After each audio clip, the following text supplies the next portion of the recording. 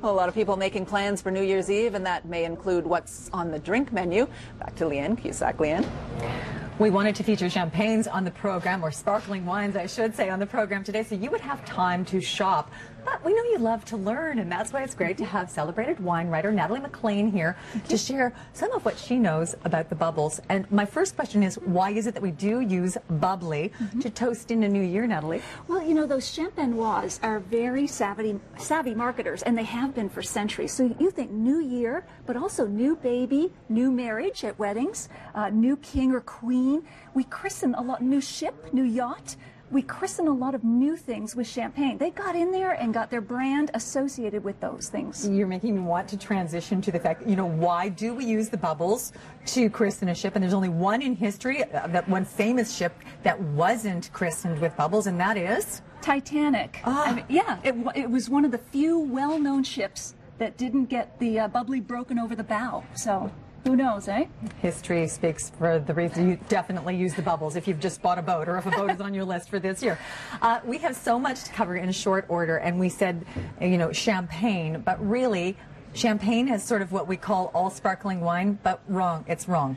Right. So all champagne is sparkling wine, but not all sparkling wine is champagne. So the umbrella term is sparkling wine. Many countries here make sparkling wine. Including Canada now. Including Canada, but champagne only comes from the Champagne region of France. It's a trademark term.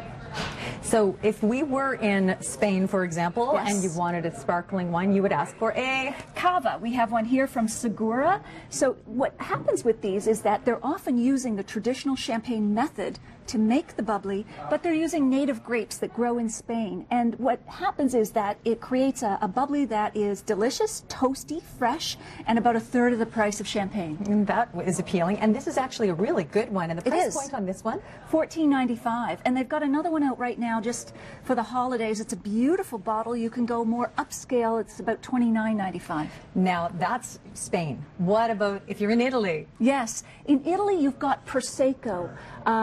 And about two-thirds of them are known, or one-third, I should say, are known as frizzante, so light fizz, just a little bit of moussey bubbles. And then two-thirds are fully sparkling, spumante. But Proseccos are another good deal. They're bone dry, about a fraction of the price. And you've brought a Prosecco around? I think you have. Do we have a Prosecco? Yeah, I don't think we do. No, but with lots of sparklings, yeah, and with lots of price points. So take us through what you've brought along and why you've chosen these. I will. And they're all readily available right now. In the LCBO, I shopped yesterday for these, so they're here. So Girls' Night Out on the far end here comes from the southwestern region of Ontario, near Pele Island and that kind of region. It's only about $15. Some people might, some snobs, connoisseurs might turn their nose up at that. Girls' Night Out. It's got a strong marketing bent, but you know what? It's great for the price point. Fantastic. And another Canadian? We've got Jackson Triggs from the Niagara region. Again, dry and toasty. We're heading up to about $25 there. Still in Niagara, we've got 13th Street, getting a little bit more premium now, close around $30. We'll go to BC for Sumac Ridge, Stellar's J. It's available here locally as well, about $30, $35. And then we can jump over to New Zealand. And this is such a celebrated Sauv Blanc. It is. But what is it when it's turned into a sparkling? They're making it from Sauvignon Blanc. Oh, okay. So it's got that crisp, slightly herbal edge that you get from Sauvignon Blanc. Again, it's only about $25. And does it pass your check mark, your approval? You yes, absolutely. It's a terrific one. So we've covered the cava. That's from Spain, about $14. Yes. Next to the cava. So other regions of France also make sparkling wine. And when I see cremant, I love that. Cremant, that's Burgundy. And, you know, again, it's going to be a lot cheaper than your champagnes, but they're making it from grapes that grow in Burgundy, using the same methods often.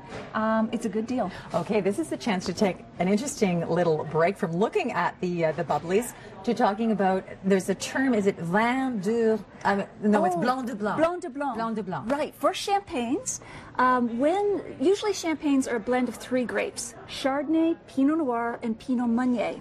Two of those are dark grapes, or traditionally make red wine, Pinot Noir and Pinot Meunier. Chardonnay, of course, is a white wine. So when we have a Blanc de Blanc champagne, that champagne is made from all Chardonnay. Blanc de Noir has the dark grapes in it. Oh, I hope you're all taking notes. This is a great little tutorial. Okay, moving right along. We left off at Roederer here, and what I've got here is sort of the original Roederer from France. These are the folks that make Cristal. You know, the rappers, like Jay-Z does a shout out to Cristal and Mike Cheetos or whatever he's saying. Sure, pair it up.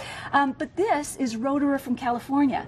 The French champagne house owns Roederer in California. So you can get this one for about $30, this one for about $60. Okay, and I want to get to the last one, and then we want to do a little more champagneology or bubbleology, and I want to ask you about Veuve. So what is this one, the last but not least? Yeah, it's a lovely bubbly. This is Taittinger. It is a Blanc de Blanc. It's all Chardonnay, so it's going to be light and very, we use the word finesse, but you'll find it's very crisp, refreshing, great to toast the New Year or as an aperitif. I have to ask your favorite. Oh my gosh, wow, that is hard to say. You know, I think I would go with 13th Street. I'm a bit of a hometown girl, at least a home province girl. Whoa. And I should also mention one from Prince Edward County that I didn't bring today only because it's sold out, and that's from Hinterland. So Prince Edward County is making some fabulous sparklers. So look for that. We just didn't bring it because we wanted you to be able to buy it. I have a question for you. You said that Veuve, as in Veuve Clicquot, has an interesting story. It does. So Veuve translates to widow. And so there were about at least a dozen women at the turn of the century. I'm talking about 18th, 19th centuries. They were all in their 20s or early 30s.